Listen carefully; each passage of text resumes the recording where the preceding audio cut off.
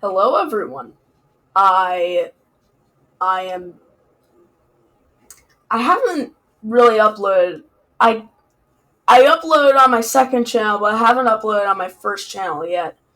Um, Basically, what I'm doing is I'm making lathe base. As you can see here, I was struggling with the engine, and at this moment I'm like using Nerf engines, but I can't really figure out the right amount because I couldn't really figure out the right amount because it didn't feel right. That was 2,500 meters a second of fuel. Um, Here I am. I was searching. I was searching for the adapter that changed it to 3.75 meter. Also, the actual video is in 60 FPS. Um, my recording software is actually really good. Big rocket. I didn't add auto strut because I didn't have auto strut. But here I added auto strut. And here is the launch. The launch went out pretty well, except for the end. The end wasn't exactly. I had to do something to allow it to do that.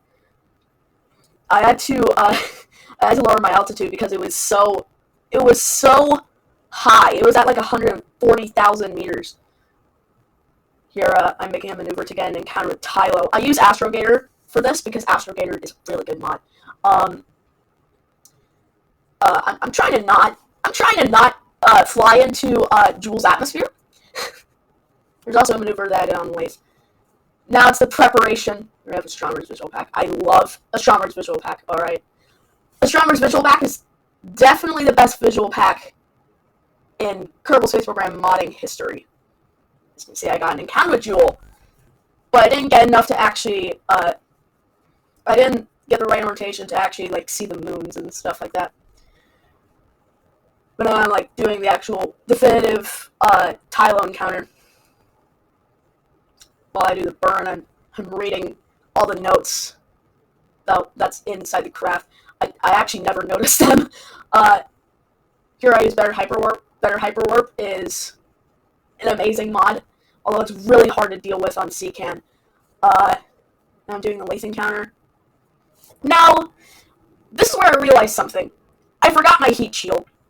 Now, that isn't really a problem because, as you can see, my altitude was like 40,000 meters, so instead of 50,000, the top of the atmosphere is like 50,000, so I was able to do that first re-entry without getting destroyed. Here I did have some problems, though, and here we have the landing.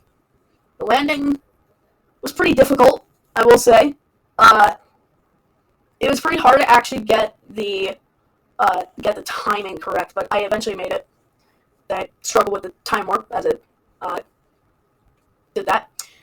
And then I noticed that the actual fuel tank that I used actually survived. And as I use cheats because I physically cannot get to that island right over there. And I lost my engine.